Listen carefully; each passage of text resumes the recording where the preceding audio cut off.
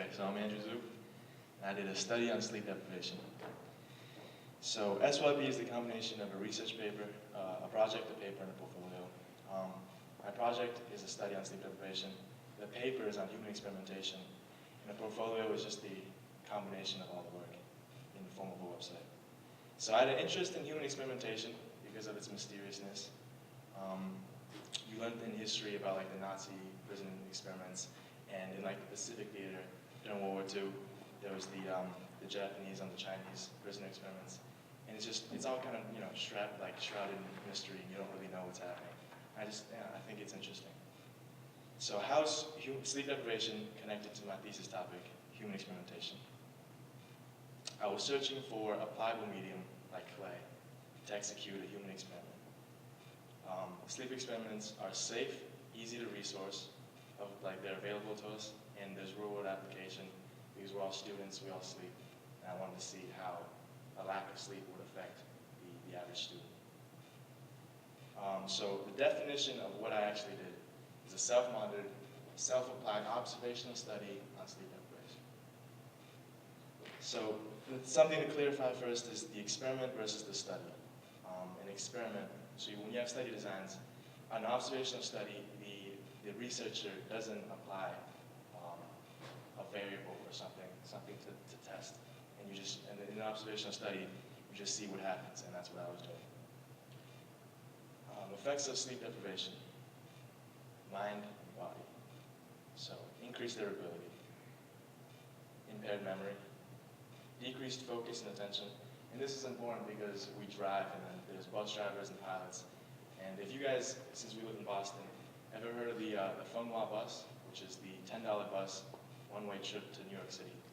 And this whole controversy with the Funghwa bus was the drivers were overworked and they didn't sleep enough.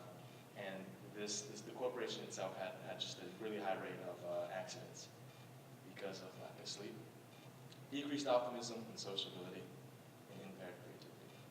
And for body, you have increased blood pressure, increased food consumption, and decreased cardiovascular efficiency.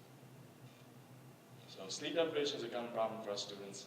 Some things are homework, studying, projects, papers, but more so TV, internet, and video games. In this picture, you see the internet versus the research paper.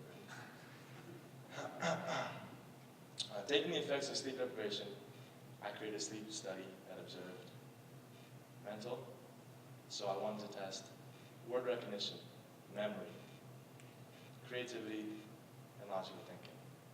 So some mental tests, I'm going to go through it kind of fast because it's not that, it's a little boring. But the first test is word association and word affiliation.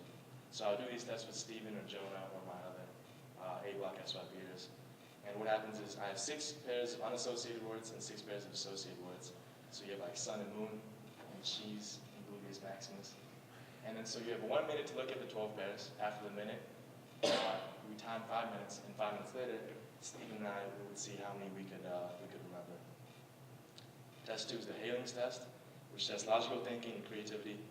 10 sentences were started with no ending, and the test subject must complete the first 5 logically and the last 5 illogically as fast as you can.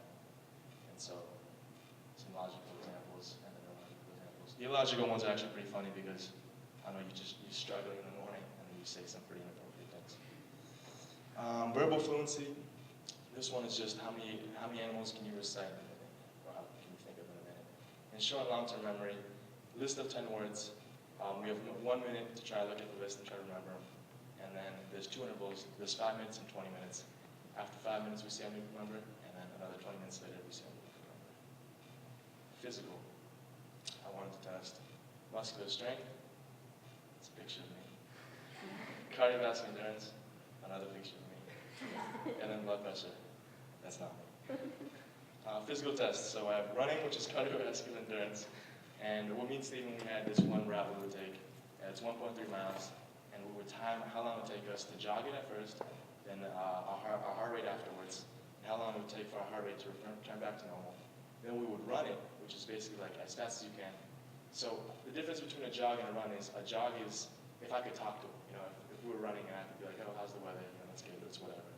But the run is like it's not as it is kind of as fast as you can, but it's not a sprint, you know? And it's like, how do you determine what's a run and what's a jog? It's a problem. Blood pressure, and then lifting, muscular strength and growth. So I did 3 lifts: deadlift, bench press, and squat. And I got this from the football players, because football players, they focus on these 3, and there's also cleans. But these 3 should basically, it tests, you know, the biggest muscles in your body, and it's complex movements. So here you go. Some action shots of Jonah. And then social. And social was, I didn't really know how to test social because it's not quantitative. And I was talking to my mom, and she was like, how about you just focus on like the interview, or like the one-on-one chat. So if you have a job interview and you get 4 to 5 hours of sleep, how does that affect the way you present yourself, the way you're speaking? So we have the interview. And so the social test is behavioral and self-report. Behavioral is I would have a chat with my mom, and afterwards she would she would like write down in the report how I'm looking, how I'm speaking, if I'm paying attention to her, if I'm acting weird. And the self-report is just, at the end of the day, I would write up like a paragraph to 2 paragraphs of how I felt during the day, and my own assessment of myself. That's the so conclusion. It was a great experience. I learned a lot about experimentation and the process of creating and monitoring one, which is what I set out to do, and see how it would be like creating one myself. Thank you for coming.